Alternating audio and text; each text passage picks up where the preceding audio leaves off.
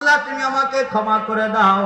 ওইদিকে যুবক কান্না করতেছে, আর এদিকে আল্লাহ পাক রব্বুল আলামিন নবীজির উপরে ওহী পাঠায় দিলেন, ও নবীজি আপনি আপনার ওই গুনাহগার উম্মতকে তাড়াতাড়ি ডাকেন, আমি আল্লাহ তাআলা তার জন্য সুসংবাদ নাজিল করে দিলাম। জোরে বলেন সুবহানাল্লাহ।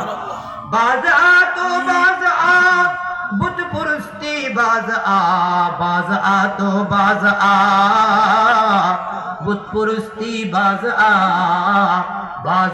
तो बाज आ बुत पुरस्ती बाज आ सोबर तोबा शिकस्ती बाज आ। জোরে বলেন আল্লাহু আকবার। এভাবে আল্লাহ তাআলা ডাকেন। বান্দা যখন গুনাহ করে, যুবক যখন তুমি রাতের বেলায় অনলাইনের মধ্যে গুনাহ করো, কেউ তোমাকে দেখে না, তোমার বাবা মা মনে করতেছে তুমি রাতের অন্ধকারে আমার ছেলেটা কম্পিউটার ইঞ্জিনিয়ারিং পড়তেছে, আমার ছেলে অনলাইনের মধ্যে ক্লাস করতেছে। আসলে অনলাইনের মধ্যে ক্লাস করতেছে ঠিক, কিন্তু যেই ক্লাসটা করতেছে এটা তার কলেজের মধ্যে প্রয়োজন নাই, এটা তার ভার্সিটির মধ্যে প্রয়োজন নাই, এটা তার কোথাও প্রয়োজন নাই, কিন্তু সে গুনাহ করতেছে। এমন করতে করতে রাত পার হয়ে যায়, ওই যুবক গুনাহ করতে থাকে, গুনাহ করতে থাকে।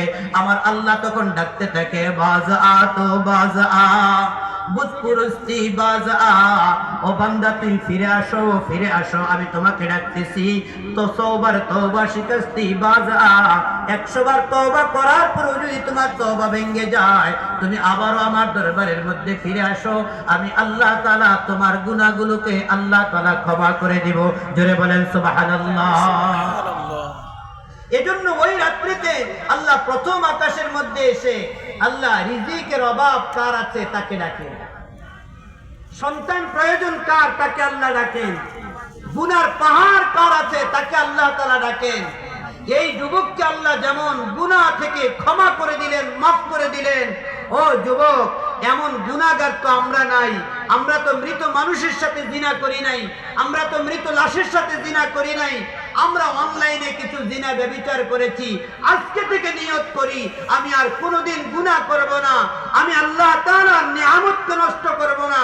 আল্লাহ তাআলার কাছে তওবা করি, আল্লাহ আমার তওবাকে কবুল করবেন এবং গুনার জায়গাগুলোকে আল্লাহ তাআলা নেকির দ্বারা রূপান্তরিত করে দিবেন। জোরে বলেন সুবহানাল্লাহ। ওই রাত্রিতে আল্লাহর নবী ইবাদত করতেন, জান্নাতুল বাকির মধ্যে নবীজি গিয়ে ইবাদত করতেন। ওখানে গিয়ে আল্লাহর নবী উম্মতের জন্য কান্নাকাটি করেন। আম্মা জানা আয়েশা সিদ্দিকা রাদিয়াল্লাহু তাআলা আনহার কাছে নবীজি সাল্লাল্লাহু আলাইহি ওয়াসাল্লাম এসে নবীজির কাছে এবং নবীজির দরবারে নবীজি আম্মা জানা আয়েশার দরবারের মধ্যে আসলেন, এসে কাপড় খুললেন। নবীজি কাপড় খুলে শুয়ে পড়বেন। হঠাৎ করে আবার নবীজি জামা গায়ে দিয়ে আবার বের হয়ে গেলেন। আম্মা জানা আয়েশা সিদ্দিকা রাদিয়াল্লাহু তাআলা আনহা মনে করলেন নবীজি কোথায় যায়, আমি তার পিছনে পিছনে যাব। আল্লাহর নবী সাল্লাল্লাহু আলাইহি ওয়াসাল্লামের পিছনে পিছনে আস্তে আস্তে আম্মা জানা হাঁটতেছেন, হেঁটে হেঁটে যাচ্ছেন। আর নবীজি সোজা জান্নাতুল বাকির দিকে গিয়ে আল্লাহর দরবারের মধ্যে ফরিয়াদ করে, রব্বানা ইগফির লানা ওয়া লিওয়ালিদাইনা ওয়া লিল মুমিনিনা ইয়াওমা ইয়াকুমুল হিসাব। রব্বানা ইগফির লানা ওয়া লিওয়ালিদাইনা ওয়া লিউস্তাযিনা ওয়া লিশাইখিনা ওয়া লিমাশাইখিনা ওয়া লিআহবাবিনা ওয়া লিআজওয়াজিনা ওয়া লিযুররিয়াতিনা ওয়া লিমান লাহু হাক্কুন আলাইনা। এই দোয়াগুলো আমরা পড়ি, নবীজি আমাদেরকে শিখাইছেন, নবীজির হাদিস থেকে আমরা পড়ি। নিজের জন্য দোয়া, বাবা মার জন্য দোয়া, উস্তাদের জন্য দোয়া। আজকে আমাদের উস্তাদদের